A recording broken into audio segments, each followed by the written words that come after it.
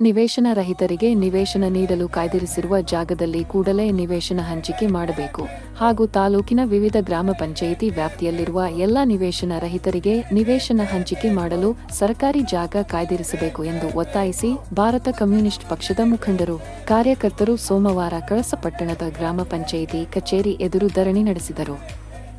ವಿವಿಧ ಬೇಡಿಕೆಗಳ ಈಡೇರಿಕೆಗೆ ಆಗ್ರಹಿಸಿ ಪಟ್ಟಣದ ಪ್ರಮುಖ ರಸ್ತೆಗಳಲ್ಲಿ ಪ್ರತಿಭಟನಾ ಮೆರವಣಿಗೆ ನಡೆಸಿದ ಪಕ್ಷದ ಮುಖಂಡರು, ಕಾರ್ಯಕರ್ತರು ಕಳಸ ಗ್ರಾಮ ಪಂಚಾಯಿತಿ ಕಚೇರಿ ಎದುರು ಸಮಾವೇಶಗೊಂಡು ನಿವೇಶನ ಹಂಚಿಕೆ ನಿರ್ಲಕ್ಷ್ಯ ವಹಿಸಿರುವ ಗ್ರಾಮ ಪಂಚಾಯಿತಿ ಆಡಳಿತ ಹಾಗೂ ಕಂದಾಯ, ಅರಣ್ಯ ಇಲಾಖೆ ಅಧಿಕಾರಿಗಳು ಮತ್ತು ಸರ್ಕಾರದ ವಿರುದ್ಧ ಧಿಕ್ಕಾರದ ಘೋಷಣೆ ಕೂಗಿ ಆಕ್ರೋಶ ವ್ಯಕ್ತಪಡಿಸಿದರು.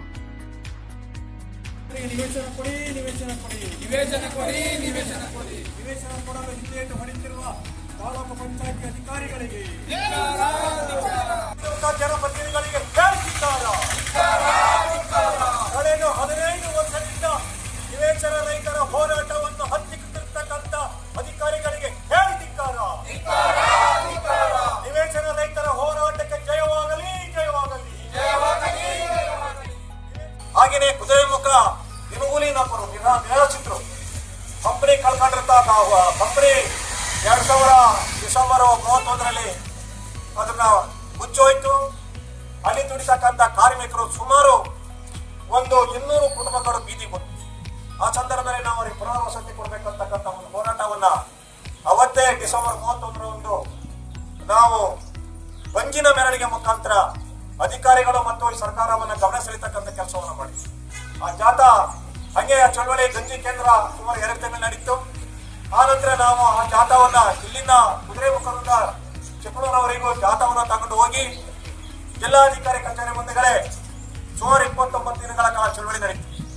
ಹಾಗೇನೆ ಮತ್ತೆ ಬಂದಂತ ನವೀನ್ ರಾಜ್ ಸಿಂಗ್ ಅಂತ ಅವರು ಜಿಲ್ಲಾಧಿಕಾರಿಗಳು ಬಂದರು. ಅವರು ಕೂಡ ಒಂದು ಕುದುರೆಮುಖ ದಿನಗೂಲಿನ ಪರ. ಈ ವೇಳೆ ಮಾತನಾಡಿದ ಮುಖಂಡರು, ಬಡವರು, ಕೂಲಿ ಕಾರ್ಮಿಕರೇ ಹೆಚ್ಚಾಗಿರುವ ಕಳಸ ತಾಲೂಕಿನಲ್ಲಿ ಸಾವಿರಾರು ನಿವೇಶನ ರಹಿತರಿದ್ದಾರೆ. ತಾಲೂಕಿನ ಎಲ್ಲ ಗ್ರಾಮ ಪಂಚಾಯಿತಿ ವ್ಯಾಪ್ತಿಯಲ್ಲಿ 100 ನಿವೇಶನ ರಹಿತರಿದ್ದು, ಗ್ರಾಮ ಪಂಚಾಯಿತಿ ಕಚೇರಿಗಳಲ್ಲಿ ನಿವೇಶನ ರಹಿತರ ದೊಡ್ಡ ಪಟ್ಟಿಯೇ ಇದೆ. ನಿವೇಶನ ಇಲ್ಲದ ಬಡವರು, ಕಾರ್ಮಿಕರು ಬಾಡಿಗೆ ಮನೆಗಳಲ್ಲಿ, ಕಾಫಿ ತೋಟಗಳ ಲೈನ್ ಮನೆಗಳಲ್ಲಿ ಬದುಕುತ್ತಿದ್ದಾರೆ. ಇಂತಹ ನಿವೇಶನ ರಹಿತರಿಗೆ ನಿವೇಶನ ಹಂಚಿಕೆಗೆ ಗ್ರಾಮ ಪಂಚಾಯತ್ಗಳು, ಜನಪ್ರತಿನಿಧಿಗಳು, ಕ್ಷೇತ್ರದ ಶಾಸಕರು ನಿರ್ಲಕ್ಷ್ಯ ವಹಿಸಿದ್ದಾರೆ. ಕಳಸ ಗ್ರಾಮ ಪಂಚಾಯಿತಿ ವ್ಯಾಪ್ತಿಯ ಸರ್ವೆ ನಂಬರ್ 85ರಲ್ಲಿ ನಿವೇಶನ ರಹಿತರಿಗೆ ಮತ್ತು ಕುದುರೆಮುಖ ಅದಿರು ಕಂಪನಿಯ ದಿನಗೂಲಿ ನೌಕರರಿಗೆ ತಲಾ 5 ಎಕರೆ ಜಾಗ ಕಾಯ್ದಿರಿಸಲಾಗಿದೆ. ಗ್ರಾಮ ಪಂಚಾಯಿತಿಯಲ್ಲಿ ತಗೊಂಡಿದ್ದೀವಿ ಸ್ನೇಹಿತರೆ. ನಾವು ಸುಮ್ಮನೆ ಒಂದು ನಾಮಪತ್ರಕ್ಕಾಗಲಿ ಅಥವಾ ಹೋರಾಟಗಾರರ ಫೋಟೋ ಪೇಪರಲ್ಲಿ ಬರಲಿ ಅಂತಕ್ಕಂಥ ಹಿನ್ನೆಲೆ ಅಲ್ಲ. ಇಲ್ಲಿ ನೋಡಿ, ಇದು ಪಕ್ಕಾ ನಿವೇಶನ ರೈತರ ಪಟ್ಟಿ. ಎಷ್ಟು ಜನ ಇದ್ದಾರೆ ಇದರಲ್ಲಿ? 211 ಜನ ಇದ್ದಾರೆ ನಿವೇಶನ ರೈತರು, ಫಲಾನುಭವಿಗಳು. ಈ ನಿವೇಶನ ರೈತರ ಫಲಾನುಭವಿಗಳಿಗೆ ನೀವು ನಿವೇಶನವನ್ನು ಕೊಡಬೇಕು. ಕೊಡದ ಹೋದ್ರೆ ಅಧಿಕಾರಿಗಳಿಗೆ ಮುಂದಿನ ದಿನದಲ್ಲಿ ನಾವು ಅಷ್ಟು ಸುಲಭ ಬಿಡೋದಿಲ್ಲ. ಇನ್ನೊಂದು ನನಗೆ ಬಹಳ ತಮಾಷೆ ಹಾಸ್ಯ ಪದ ಆಗಿದೆ. ಮೊನ್ನೆ ಹಳೆ ಮೂಡಿಗೆರೆ ಪಂಚಾಯಿತಿ ಒಳಗಡೆ ನಮ್ಮ ಗೆಳೆಯರು ನಿವೇಶನ ರೈತರಿಗೆ ಹೋರಾಟ ಮಾಡ್ತಾರೆ, ಹೋರಾಟಗಾರರು. ಅದು ಸುಮಾರು 4-5 ವರ್ಷಗಳ ನಡೀತಾ ಇದೆ. ಆ ಹೋರಾಟದ ಸಮಯದಲ್ಲಿ ಹಿಂದಿನ MLA ಇಲ್ಲಿದ್ರಲ್ಲ, MLA ಕುಮಾರಸ್ವಾಮಿ ಅವರು ಹೋಗಿ ಆ ಹೋರಾಟದಲ್ಲಿ ಕೂತಿದ್ದಾರೆ, ನಿವೇಶನ ಕೊಡಿ, ನಿವೇಶನ ಕೊಡಿ ಅಂತ. ಇವರು MLA ಆಗಿದ್ರು. ಇವರು MLA ಆಗಿದ್ದಾಗಲೇ ಅವರು ಹೋರಾಟವನ್ನು ಶುರು ಮಾಡಿದ್ರು. ನಾನು ಆಗ್ಲೇ ಹೇಳಿದೆ, ನಮ್ಮನ್ನು ಇಲ್ಲಿ ಹಂಗೆ ದಾರಿ ತಪ್ಪಿಸಿದ್ರು ಅಂತ. ಈ ಕುಮಾರಸ್ವಾಮಿ ಹೋಗಿ ಮೊನ್ನೆ ಹೋಗಿ ನಿವೇಶನ ಕೊಡಿ ಅಂತ ಹೇಳಿ ಅವ್ರ ಮುಂದೆ ಹೋರಾಟ ಕೊಡ್ತಾರೆ. ನೀವು MLA ಆಗಿದ್ದಾಗ ಗೆಣು ಸೇರಿದ್ರ್ಯಾ? ಕುಮಾರಸ್ವಾಮಿಗೆ ನನ್ನ ಪ್ರಶ್ನೆ, ಗೆಣು ಸೇರಿದ್ರೆ ನೀವು ಗೆಣಸಿನ ಚಿಪ್ಪೆ ತೆಗೆದ್ರ? ಇಲ್ಲ. ನೀವ್ಯಾಕೆ ಕೊಡ್ಲಿಲ್ಲ? ಇದು ನಿಮ್ಮ ಸ್ಪಷ್ಟವಾಗಿ ನಮ್ಮ ಕರ್ತದೆ ಕುಮಾರಸ್ವಾಮಿಯವರೇ. ನೆಕ್ಸ್ಟ್ ನೀವು ಕಾಂಗ್ರೆಸ್ಸಿನ ಟಿಕೆಟಿನ ಆಕಾಂಕ್ಷಿಗಳು. ನೀವು ಮುಂದೆ ಸೀಟಿಗೆ ಖರ್ಚು ಕೊಟ್ಟಂತ ಕೆಲಸವನ್ನು ನೀವು ಮಾಡ್ತಾ ಇದ್ರಿ. ನೀವು ಮಾನ ಮರ್ಯಾದೆ ಇದ್ದಿದ್ರೆ, ನೀವು ಅವತ್ತೇನಾದ್ರು ಸಾಬಾಳಿ ಚೀಟಿ ನೀವು ಹಚ್ಚಿದ್ರೆ ಇವತ್ತು ನೀವು ಅಲ್ಲಿ ಕೂತ್ಕೊಂಡದ್ರಲ್ಲಿ ಜನ ಒಪ್ತಾ ಇದ್ರು.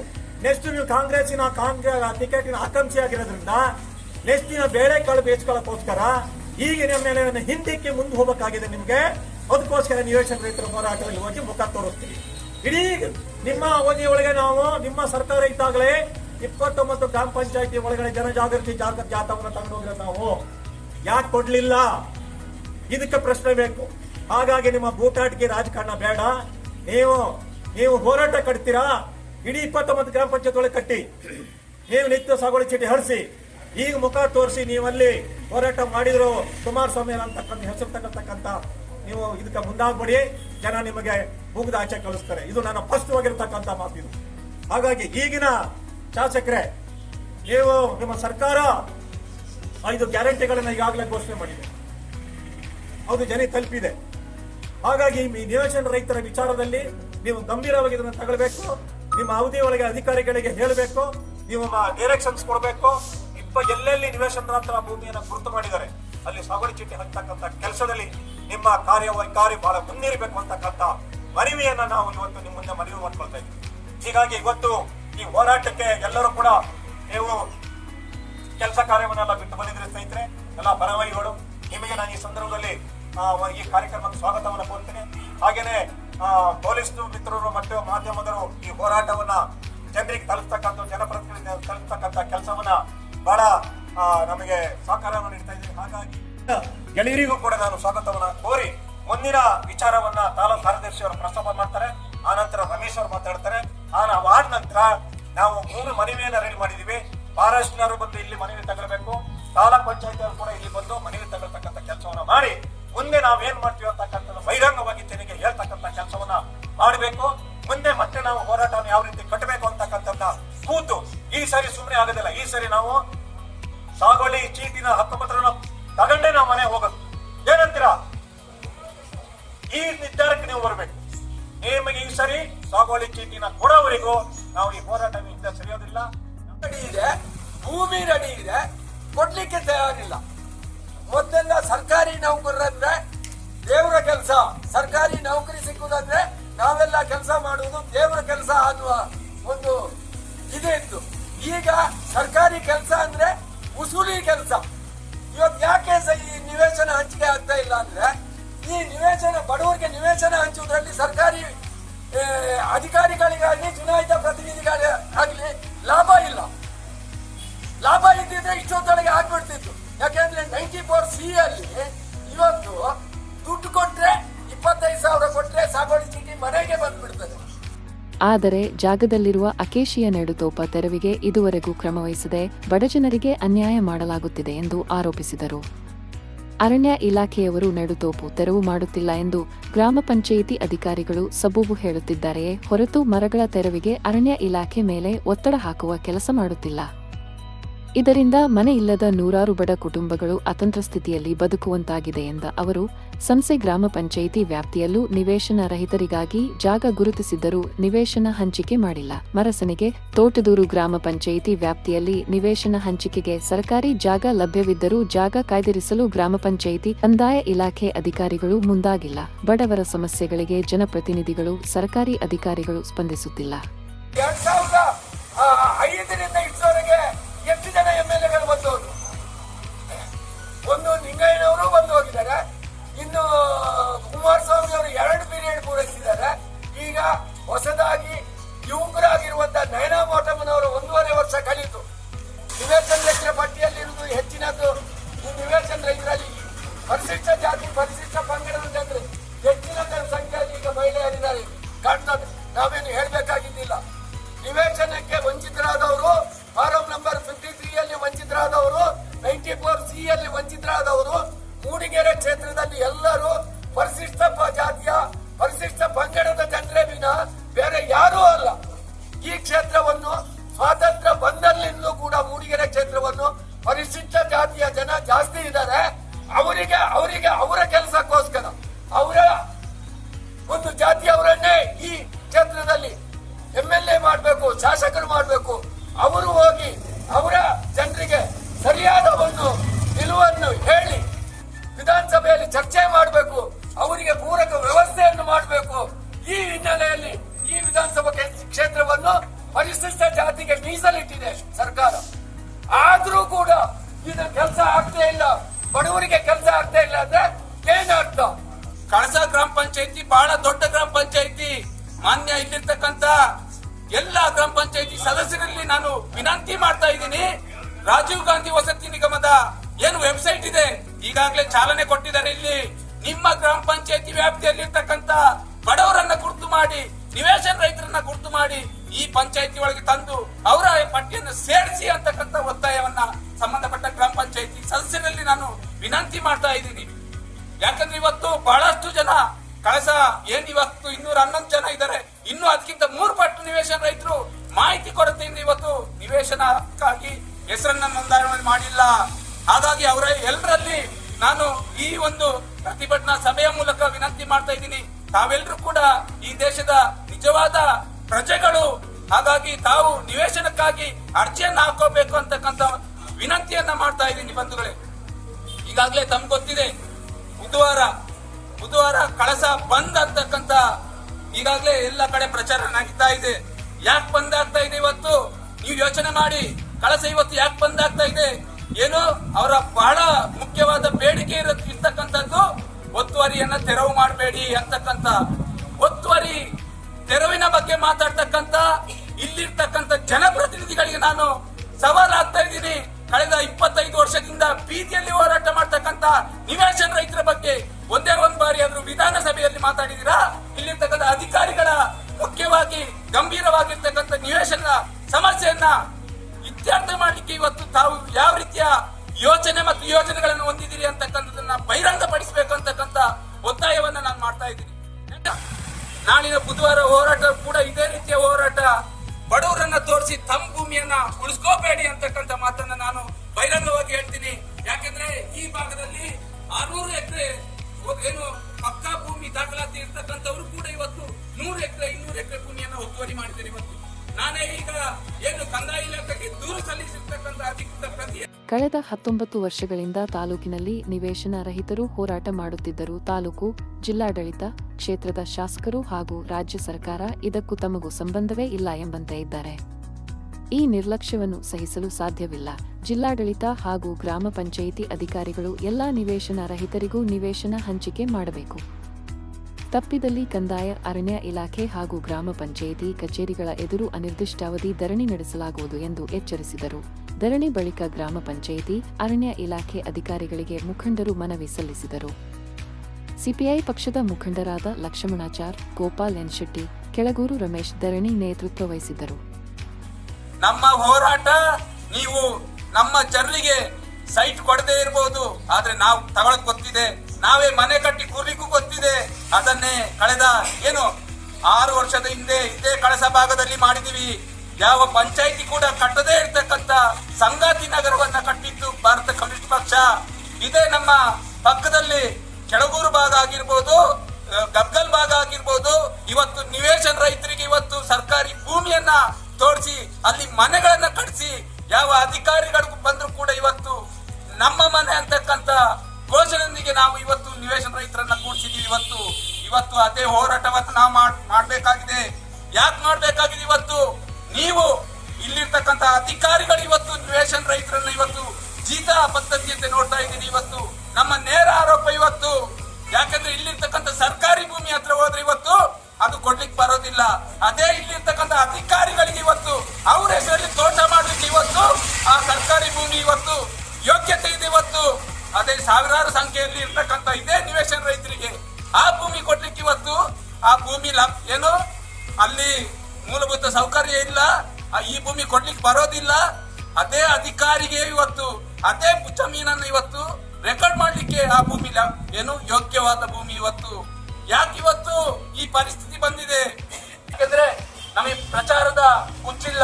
ಭಾರತ ಕಮ್ಯುನಿಸ್ಟ್ ಪಕ್ಷಕ್ಕೆ ಇವತ್ತು ಚುನಾವಣೆ ಅಗತ್ಯ ಇಲ್ಲ. ನಾವು ಬೀದಿಯಲ್ಲಿ ಜನರ ಹೋರಾಟವನ್ನ ಕಟ್ಟವರು. ನಮ್ಗೆ ಈ ದೇಶದ ವಿಧಾನಸಭೆ, ಈ ದೇಶದ ಪಾರ್ಲಿಮೆಂಟ್ ಏನಾದ್ರು ಇದ್ರೆ ಜನ ಓಡಾಡ್ತಕ್ಕಂಥ ಬೀದಿ, ಆ ಬೀದಿಯಿಂದನೇ ನಮ್ಮ ಹೋರಾಟವನ್ನ ಕಟ್ತೀವಿ. ಆ ಬೀದಿಯ ಮೂಲಕನೇ ಜನರ ಸಮಸ್ಯೆಗಳಿಗೆ ಪರಿಹಾರವನ್ನ ಹುಡುಕಿದೀವಿ, ಇನ್ನೂ ಕೂಡ ಹುಡುಕ್ತೀವಿ. ಯಾಕಂದ್ರೆ ಜನರ ಸಮಸ್ಯೆ ನಮಗೆ ಬಹಳ ಮುಖ್ಯವಾಗ್ತದೆ. ಯಾವ ಅಧಿಕಾರಿಯಲ್ಲಿ ತಪ್ಪು ಮಾಡಿದಾನೆ ಅವನ ವಿರುದ್ಧವಾಗಿ ಈ ದೇಶದ ಏನು ನ್ಯಾಯಾಲಯ ಇರ್ಬೋದು ಅಥವಾ ಇಲಾಖೆಗಳಿರ್ಬೋದು ಅಲ್ಲಿ ಹೋಗಿ ಧ್ವನಿ ಎತ್ತೀವಿ. ಆ ಶಕ್ತಿ ನಮಗಿದೆ, ಅದನ್ನ ಈಗಾಗಲೇ ಮಾಡ್ತಾ ಇದೀವಿ. ನಾವೆಲ್ಲರೂ ಕೂಡ ಗೊತ್ತಿರ್ಬೋದು ತಮಗೆ. ಈಗಾಗಲೇ 9,203 ಎಕರೆ ಕಂದಾಯ ಭೂಮಿಯನ್ನ ಏನು ಇವತ್ತು ಅಕ್ರಮ ಮಂಜೂರಾತಿ ಮಾಡಿದ್ರೆ ಆ ಎಲ್ಲ ಅಧಿಕಾರಿಗಳ ವಿರುದ್ಧವಾಗಿ ಕೇಸು ಕೂಡ ದಾಖಲು ಮಾಡಿದ್ದವರು ನಾವೇ. ಹಾಗಾಗಿ ಆ ಭೂಮಿಯಲ್ಲಾದ್ರೂ ಇತ್ಯರ್ಥವಾದ್ರೆ ಖಂಡಿತ ಇನ್ನೊಂದು 3-4 ತಿಂಗಳಲ್ಲಿ ಆ ಎಲ್ಲ ಭೂಮಿ ಕೂಡ ಇತ್ಯರ್ಥ ಆಗುತ್ತೆ. ಎಲ್ಲ ಇಲಾಖೆಗಳಲ್ಲೂ ಕೂಡ ಇವತ್ತು ವಿಚಾರಣೆ ಆರಂಭವಾಗಿದೆ. ಅದು ಲೋಕಾಯುಕ್ತ ಆಗಿರ್ಬೋದು, ಕಂದಾಯ ಇಲಾಖೆ ಆಗಿರ್ಬೋದು. ಆ ಭೂಮಿ ಇತ್ಯರ್ಥ ಆದ್ರೆ ನಮ್ಮ ಬೇಡಿಕೆ ಇರ್ತಕ್ಕಂಥದ್ದು ಈ ಎಲ್ಲ ನಿವೇಶನ ರೈತರಿಗೂ ಕೂಡ 1 ಎಕರೆ ಭೂಮಿಯನ್ನ ಮಂಜೂರು ಮಾಡಿ ಅಂತಕ್ಕಂಥ ಒತ್ತಾಯವನ್ನ ನಾವು ಮಾಡ್ತಾ ಇದ್ದೀವಿ. ನಾವು ಒತ್ತುವರಿ ತೆರವು ಮಾಡಬೇಡಿ ಅಂತಕ್ಕಂಥ ಬೇಡಿಕೆಯನ್ನ ಒಪ್ಪೋದಿಲ್ಲ. ಯಾಕಂದ್ರೆ 600 ಎಕರೆ ಭೂಮಿಯನ್ನ ಜಮೀನನ್ನ ಮಾಲೀಕತ್ವವನ್ನ ಹೊಂದಿರತಕ್ಕಂಥ ಭೂ ಒಡೆಯ ಇವತ್ತು 100 ಎಕರೆ ಒತ್ತುವರಿ ಮಾಡಿದ್ರೆ ಅದೇ 100 ಎಕರೆನ 1 ಎಕರೆ ಭೂಮಿನ ಇವತ್ತು ಬಡವರಿಗೆ ಹಂಚಿದ್ರೆ 100 ಕುಟುಂಬ ಇವತ್ತು ನೆಮ್ಮದಿಯಾಗಿ ಜೀವನ ಮಾಡ್ತಕ್ಕಂಥ ಏನು ತೃಪ್ತಿ ನಮ್ಮ ಹೋರಾಟಕ್ಕಿದೆ. ಆ ರೀತಿ ನಮ್ಮ ಏನು ಯೋಜನೆ ಇವತ್ತು ಬಡವರ ಪರವಾಗಿ ನಾವು ಯೋಚನೆ ಮಾಡೋರು, ಬಡವರ ಪರವಾಗಿ ಹೋರಾಟವನ್ನ ರೂಪಿಸಿ ಆ ಹೋರಾಟದ ಯಶಸ್ವಿಗೆ ನಾವು ಮುನ್ನಡೆ ಇಟ್ಕೊಂಡು ಇವತ್ತು ಹೋರಾಟದ ಮೂಲಕನೇ ಈ ದೇಶದ ಕಾನೂನುಗಳನ್ನ ಎತ್ತಿ ನಾವು ಮುಂದೆ ಹೋಗ್ತಾ ಇರೋರು. ಹಾಗಾಗಿ ನಾವೇ ತುಂಬಾ ಈ ಭಾಗದಲ್ಲಿರ್ತಕ್ಕಂಥ ಕಂದಾಯ ಭೂಮಿಯನ್ನ ಸ್ಪಷ್ಟವಾಗಿ ನಮಗೆ ಗೊತ್ತಿದೆ ಎಲ್ಲೆಲ್ಲಿ ಕಂದಾಯ ಭೂಮಿ ಇದೆ ಅಂತ. ಆ ಹಿನ್ನೆಲೆಯಲ್ಲಿ ನಮ್ಮ ಹೋರಾಟವನ್ನ ಕಟ್ತಾ ಇದೀವಿ. ನೀವು ಕೊಡದಿದ್ರು ಪರವಾಗಿಲ್ಲ, ಆ ಕಂದಾಯ ಭೂಮಿ ಎಲ್ಲಿದೆ ಅಂತಕ್ಕಂಥ ಮಾಹಿತಿ ನಮಗಿದೆ. ಮುಂದಿನ ದಿನದಲ್ಲಿ ಈಗಾಗಲೇ ಏನು ನಾವು ಸಾಂಕೇತಿಕವಾಗಿ ಹೋರಾಟವನ್ನ ಪ್ರತಿ ಗ್ರಾಮ ಪಂಚಾಯಿತಿಯಲ್ಲಿ ಇಡೀ ಜಿಲ್ಲೆಯಲ್ಲಿ ಮಾಡ್ತಾ ಇದ್ದೀವಿ. ತಮ್ಮ ಮನವಿಗೆ ಸ್ಪಂದಿಸದಿದ್ರೆ ಮುಂದಿನ ದಿನದಲ್ಲಿ ಈಗಾಗಲೇ ನಾವು ಈ ಹಿಂದೆ ಏನ್ ಮಾಡಿದೀವಿ, ಪ್ರತಿ ಗ್ರಾಮದಲ್ಲಿ ಹೊಸ ಗ್ರಾಮವನ್ನ ಕಟ್ಟಲಿಕ್ಕೆ ಭಾರತ ಕಮ್ಯುನಿಸ್ಟ್ ಪಕ್ಷ ಸಿದ್ಧವಾಗಿದೆ. ಪ್ರತಿಯೊಬ್ಬ ನಿವೇಶನ ರೈತರಿಗೂ ಕೂಡ ಭೂಮಿಯನ್ನ ಎಲ್ಲಿ ಭೂಮಿ ಇದೆ ಅಂತಕ್ಕಂಥ ಸಂಪೂರ್ಣವಾದ ಮಾಹಿತಿ ಕೂಡ ನಮಗೆ ಗೊತ್ತಿದೆ. ನಂಬರ್ 85ರಲ್ಲಿ ಕುದುರೆಮುಖ ಗಿರ್ಗೋಲಿ ನಿರಾಶ್ರಿತರಿಗೆ 5 ಎಕರೆ ಮಂಜೂರಾತಿ. 11 ವರ್ಷ ಕಳೆದರೂ ಇನ್ನೂ ನಿರಾಶ್ರಿತರಿಗೆ ನಿವೇಶನ ಹಂಚಿಕೆ ಆಗಿಲ್ಲ. ಅದೇ ರೀತಿ ಕಳಸ ನಿವೇಶನ ರೈತರಿಗೂ ಇದೇ ಸರ್ವೆ ನಂಬರ್ ಅಲ್ಲಿ 5 ಎಕರೆ ನಿವೇಶನ ಮಂಜೂರಾತಿ ಮಾಡಿ ನಮೂದಾಗಿ 5 ವರ್ಷ ಕಳೆದರೂ ನಿವೇಶನ ಹಂಚಿಕೆ ಮಾಡಿರುವುದಿಲ್ಲ.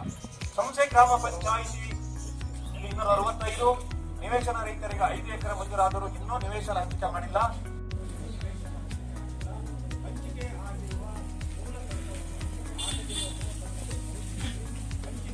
ಅಕೇಶಿಯ ಮರಗಳನ್ನು ಕಡಿತಲೆ ಮಾಡುವ ಬಗ್ಗೆ ಮನವಿ. ಕಳಸ ಮಾಯಿನಕೆರೆ ಸರ್ವೆ ನಂಬರ್ 85ರಲ್ಲಿ ವಸತಿ ರೈತರಿಗೆ ಕಳಸ ಗ್ರಾಮ ಪಂಚಾಯಿತಿ ವ್ಯಾಪ್ತಿಗೊಳಪಟ್ಟ ಕಲ್ಮಕ್ಕಿ ಪ್ರದೇಶದಲ್ಲಿ 6 ಎಕರೆ ಮೂಡಿಗೆರೆ ಮಾನ್ಯ ತಹಸೀಲ್ದಾರ್ ಅವರು ಮಂಜೂರು ಮಾಡಿದ್ದಾರೆ. ಅರಣ್ಯ ಇಲಾಖೆ ಅಕೇಶಿಯ ಮರಗಳನ್ನು ಕಡಿತಲೆ ಮಾಡಿ ಗ್ರಾಮ ಪಂಚಾಯಿತಿಗೆ ಸ್ಥಳವನ್ನು ಸಮತಟ್ಟು ಮಾಡಿ ವಸತಿ ರೈತರಿಗೆ ನಿವೇಶನ ಗುರುತಿಸಿ ಹಕ್ಕುಪತ್ರ ಕೊಡುವುದಕ್ಕೆ ಅವಕಾಶ ಮಾಡಿಕೊಟ್ಟಿಲ್ಲ. ಕಳಸ ಅರಣ್ಯ ಇಲಾಖೆ ಅಧಿಕಾರಿಗಳು ಜವಾಬ್ದಾರಿಯನ್ನು ತೆಗೆದುಕೊಳ್ಳಿಲ್ಲವೆಂದು ವಸತಿ ರೈತರು ಹಾಗೂ ಗ್ರಾಮ ಪಂಚಾಯಿತಿ ಅಧ್ಯಕ್ಷರು ಸದಸ್ಯರುಗಳ ಸಬೂಬು ಹೇಳುತ್ತಿದ್ದಾರೆ. ಭಾರತ ಕಮ್ಯುನಿಸ್ಟ್ ಪಕ್ಷ ಕಳಸ ತಾಲೂಕು ಮಂಡಳಿ ಕಳಸ ವಸತಿ ನಿವೇಶನ ರೈತರ ಪರವಾಗಿ ಕಳೆದ 15 ವರ್ಷಗಳಿಂದ ನಿರಂತರ ನಿವೇಶನಕ್ಕೆ ಒತ್ತಾಯಿಸುವ ಹೋರಾಟ ಮಾಡಿಕೊಂಡು ಬಂದಿದೆ.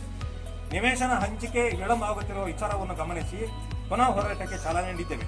ಅರಣ್ಯ ಇಲಾಖೆಯವರು ಕಳಸ ಭಾಗದಲ್ಲಿ 1 ವರ್ಷದ ಅಕೇಶಿಯ ಮರಗಳನ್ನು ಕಡಿತಲೆ ಮಾಡಿ ಮರಗಳನ್ನು ಡಿಪಕ್ಕೆ ಸಾಗಿಸಿದ್ದೀರಿ. ಹಾಗೂ ಮೊನ್ನೆ ನಡೆದ ಗ್ರಾಮ ಸಭೆಯಲ್ಲೂ ಕೂಡ ನಿವೇಶನಕ್ಕೆ ಮಂಜೂರಾದ ಜಾಗದಲ್ಲಿರುವ ಮರಗಳನ್ನು ಕಡಿಯದೇ ಇರುವ ಉದ್ದೇಶವೇನು? ಕಳಸ ಗ್ರಾಮ ಪಂಚಾಯಿತಿ ಅರಣ್ಯ ಇಲಾಖೆ ಮರ ಕಡಿತ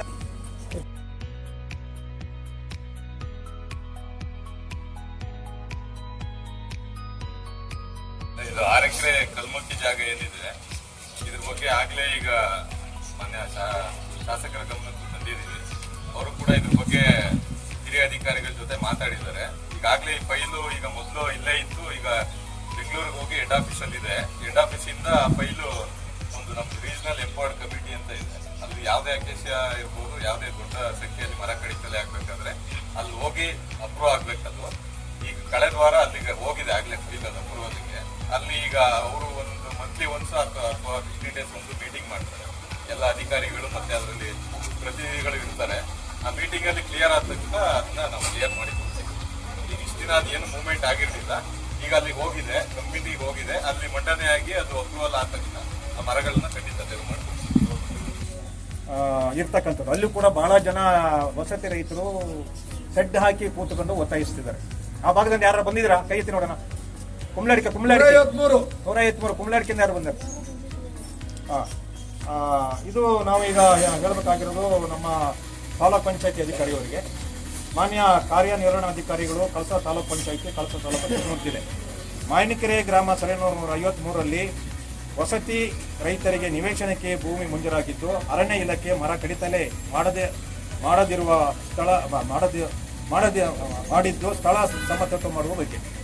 ಕಳಸ ಮೈನ್ಕೆರೆ ಸರ್ವೆ ನಂಬರ್ 153ರಲ್ಲಿ ವಸತಿ ರೈತರು 4-5 ವರ್ಷಗಳ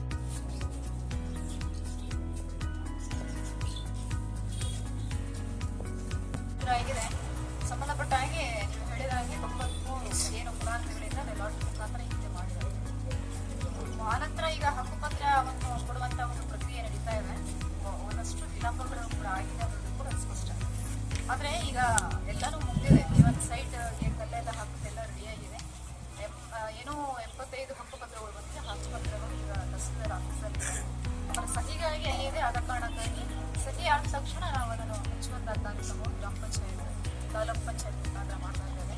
ಹಾಗೇನೆ ಕುಂಬಳಣಿಕೆ ಏನು ಹೇಳಿದೆ 150 ಸಲ ನಂಬರ್ ಬಹಳ ಬಹುಶಃ ಆ ಒಂದು ಜನಾಂಗದವರಿಗೆ ನಿಜವಾಗಿ ಕೂಡ ಆ ಒಂದು ಹಕ್ಕುಪತ್ರವನ್ನು ಕೊಡಬೇಕಾದ ಅವಶ್ಯಕತೆ ಇದೆ. ಅಲ್ಲಿ ಏನು ಈಗ ನಿವೇಶನ ಒಂದು ಹಂಚಿಕೆಯನ್ನು ಮಾಡುವ ಸಂಬಂಧಪಟ್ಟ ಈ ಪ್ರಕ್ರಿಯೆಗಳನ್ನು ನಾವು ಮಾಡಬೇಕಾಗಿದೆ. ಈಗಾಗಲೇ ನಾವು ಪಂಚಾಯತ್ ಪ್ರತಿನಿಧಿಗಳು ಈ ಬಗ್ಗೆ ಯೋಜನೆಯನ್ನು ಕೂಡ ಕೊಟ್ಟಿದ್ದೇವೆ.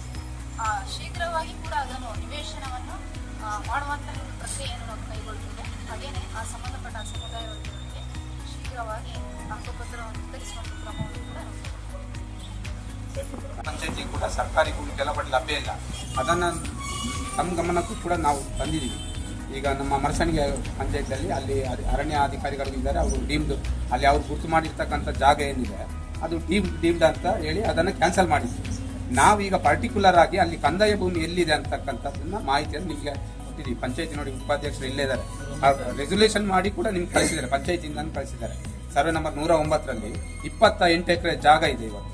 ಅದು ಯಾವುದೇ ಫಾರೆಸ್ಟ್ ಬರೋದಿಲ್ಲ, ಅದು ಕಂದಾಯ ಭೂಮಿ. ನಾವು ಹೇಳ್ತಾ ಇದ್ವಿ ಈಗ ಪಂಚಾಯತಿ ರೆಸಲ್ಯೂಷನ್ ಮಾಡಿ ನಮ್ಗೆ 10 ಎಕರೆ ಭೂಮಿ ಕೊಡಿ ಅಂತಕ್ಕಂಥ ಅಧಿಕೃತವಾಗಿ ನಿಮಗೂ ಕೂಡ ಕಳಿಸಿದ್ದಾರೆ. ಇದುವರೆಗೂ ಕೂಡ ಪ್ರೊಸೆಸ್ ಆಗಿ ಒಂದು 5-6 ತಿಂಗಳಾಯಿತು. ಇದುವರೆಗೂ ಯಾವ ಸರ್ವೆ ಅವರು ಬಂದಿಲ್ಲ, ಸರ್ವೇನೂ ಮಾಡಿಲ್ಲ. ಇನ್ನ 1-2 ತಿಂಗಳು ಬಿಟ್ಟರೆ ಈಗ ಏನು ಸರ್ಕಾರದ ಕಾನೂನು ಏನು ಬರ್ತಾ ಇದೆ, ಒತ್ತುವರಿ ತೆರವಿಗೆ ಒತ್ತುವರಿ ಮಾಡಿ ಅರ್ಜಿ ಹಾಕಿ ಅಂತ, ಆ ಭೂಮಿ ಕೂಡ ಕಂದಾಯ ಭೂಮಿ. ಆಗ ಯಾರು ಅರ್ಜಿ ಹಾಕಿ ನಾಳಿದ್ದು ಯಾರು ಬೇಕಾದ್ರೂ ಮಾಡ್ಕೋಬಹುದು. ಈಗಾಗಲೇ 28 ಎಕರೆ ಭೂಮಿ ಖಾಲಿ ಇದೆ. ನಾವು ನಿಮ್ಮ ಇಲಾಖೆ ಮುಖಾಂತರ ನಾವೇ ಖುದ್ದಾಗಿ ಬಂದು ಅಪ್ಲಿಕೇಶನ್ ಕೊಟ್ಟು ನಾವೇ ಕೂಡ ಇದು ಮಾಡಿದ್ದೀವಿ. ಯಾಕೆ ಅಟ್ಲೀಸ್ಟ್ ಆ ಕಂದಾಯ ಭೂಮಿ ತಗೊಂಡ್ರೆ ಒಂದು ಪಂಚಾಯತಿಯಲ್ಲಿ ಸುಮಾರು 28 ಎಕರೆ ಇದ್ರೆ ಒಂದು 15 ಎಕರೆ ಅದು ತಗೊಂಡ್ರೆ ಜನರಿಗೆ ಎಲ್ಲ ಅಲ್ಲಿ ಆ ಪಂಚಾಯತ್ ವ್ಯಾಪ್ತಿಯಲ್ಲಿ ಇರ್ತಕ್ಕಂಥ ಎಲ್ಲ ನಿವೇಶನ ರೈತರು ಕೊಡ್ಬೋದು. ಸರ್ಕಾರದ ವಿವಿಧ ಉದ್ದೇಶ ಇವತ್ತೇನಿದೆ ಅಲ್ಲಿ ಏನು ಸ್ಕೂಲ, ಸಮುದಾಯ ಭವನ, ಆಟದ ಮೈದಾನ, ಎಲ್ಲ ಮಶಾನ ಎಲ್ಲ ಕೂಡ ಭೂಮಿ ಲಭ್ಯ ಇದೆ. ಅಲ್ಲಿ ಮನೆಯನ್ನು ಕೂಡ ಮಾಡ್ಬೋದು. ಏನು ಎಲ್ಲ ಮೂಲಭೂತ ಸೌಲಭ್ಯ ಕೂಡ ರೆಡಿ ಇದೆ. ಹಾಗಾಗಿ ಪಂಚಾಯತಿಯವರು ಕೂಡ ಮಾಡಿದ್ದಾರೆ. ತಮ್ಮ ಇಲಾಖೆಯಿಂದ ಏನಾಗಿದೆ ಅಂತ ಪ್ರೊಸೆಸ್ ನಿಮಗೂ ಕೂಡ ಯಾವ ಪತ್ರನೂ ಬಂದಿಲ್ಲ.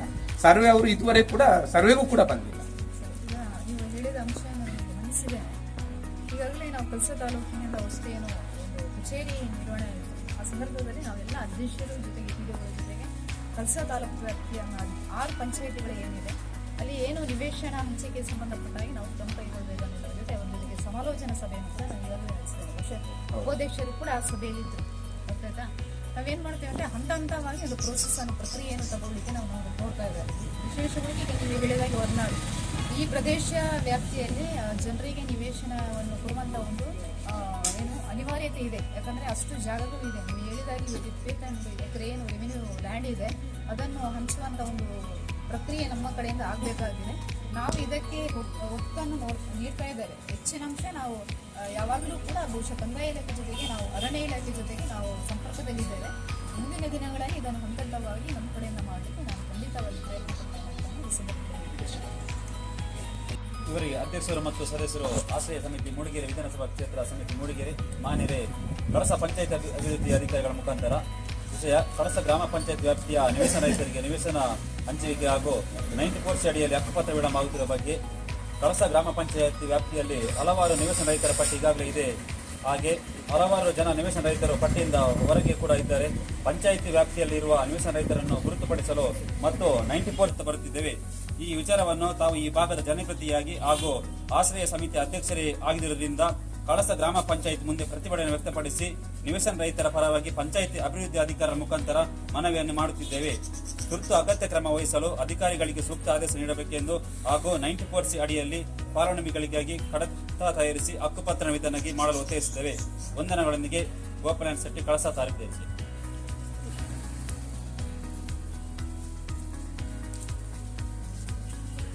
ಅಧಿಕಾರಿಗಳು ಸಹಕರಿಸಿದ್ದಾರೆ. ಸರ್ವೆ ನಂಬರ್ 85ರಲ್ಲಿ 6 ಎಕರೆ ಜಮೀನು ನಮಗೆ ಮಂಜೂರಾಗಿದೆ. RTC ಮಾಡಿ ಬಂದಿದೆ. ಈಗಾಗಲೇ ಮರ ಕಟ್ಟೋದಕ್ಕೆ ಈಗ ಬೆಂಗಳೂರು ಕಮಿಟಿಯಲ್ಲಿದೆ ಅಂತ ತಿಳಿಸಿದ್ದಾರೆ. ಜೊತೆಗೆ ನಾವು ಎಲ್ಲ ಹಂತದಲ್ಲೂ ಸಹ ಕ್ರಮ ವಹಿಸಿಕೊಂಡಿದ್ದೀವಿ.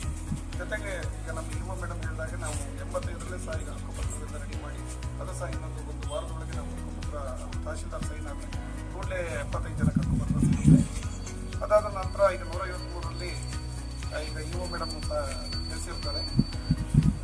ಅವರು ಈಗಾಗಲೇ ತಾತ್ಕಾಲಿಕವಾಗಿ ಹಾಕಿರುವಂಥ ಗುತ್ತಿಗೆಗಳನ್ನು ಅವರು ತೆರವು ಮಾಡಬೇಕಾಗುತ್ತೆ. ತೆರವು ಮಾಡದೇ ಇದ್ದರೆ ನಾವು ಯಾವುದೇ ಕಾರ್ಯಕ್ರಮ ಆಗಲಿ ನಾವು ಯಾವುದೇ ಆಶ್ರಯ ನಿವೇಶನವನ್ನು ಪೂರ್ತಿ ಮಾಡೋದು ಸ್ವಲ್ಪ ಕಷ್ಟ ಆಗುತ್ತೆ.